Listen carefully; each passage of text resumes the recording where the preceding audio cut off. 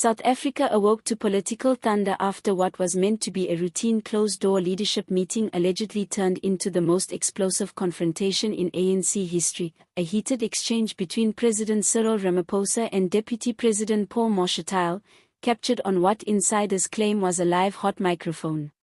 What followed, in this fictional political drama, has been described by stunt aides as nothing short of a verbal nuclear meltdown at the highest level of power.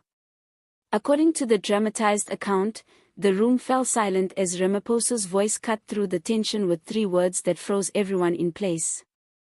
In this imagined scenario, the ANC's top leadership had gathered under the banner of unity and strategic alignment.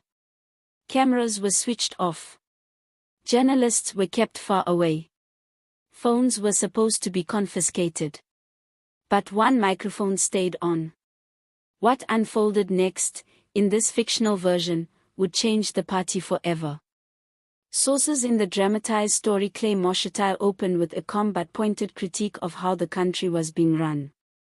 His tone was measured at first, but the message was razor-sharp.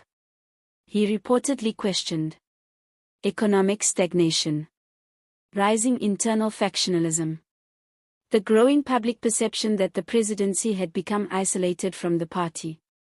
The atmosphere thickened instantly. Ramaphosa, known for his calm public image, allegedly snapped back, not with diplomacy, but with raw fury. In this fictional exchange, the president's voice reportedly rose. "You're not consulting, you're positioning. You're not advising, you're organizing against me." Mashatile, refusing to retreat, allegedly fired back. "The party is bleeding support while you protect your circle. I won't sit quiet and clap while the ground is burning." That was the moment everything broke. Chairs scraped. Papers scattered. The calm boardroom transformed into a battlefield. Then came the line that sent shockwaves through this fictional ANC drama. "This is a coup, and you know it." In this imagined political thriller, senior leaders were said to look down at their laps, avoiding eye contact. Everyone in the room knew the implications of that word. A coup doesn't always come with tanks. Sometimes it comes with strategy meetings, leaked documents, quiet loyalty shifts.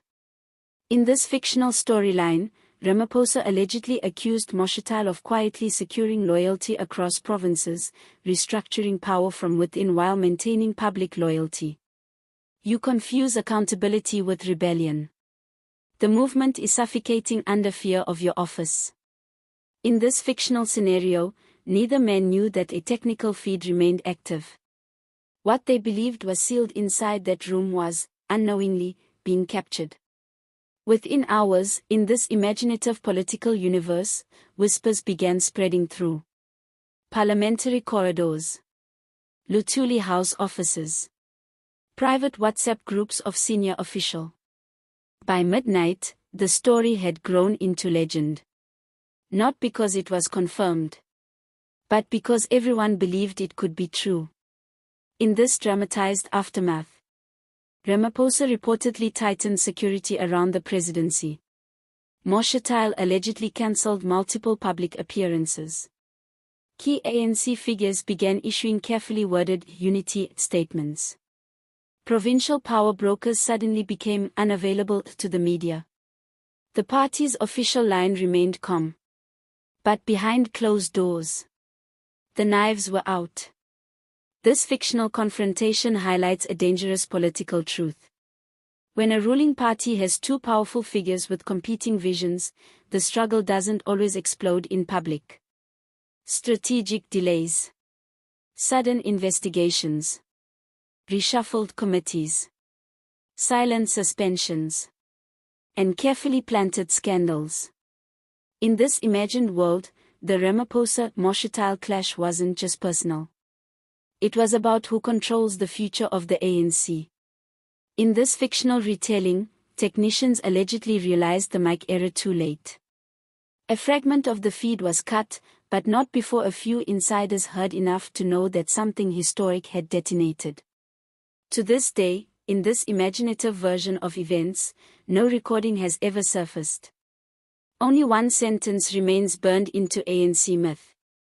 In this fictional political drama, the hot mic incident becomes a symbol of a deeper truth. A movement fractured by ambition. A presidency under pressure. A deputy tired of waiting. And a nation watching a ruling party wrestle with its own shadow. Whether this imagined confrontation ends in reconciliation, removal, or total collapse is left to the future of the story. But one thing is clear in this dramatized universe. Once the word coup is spoken inside the inner circle, trust never fully returns.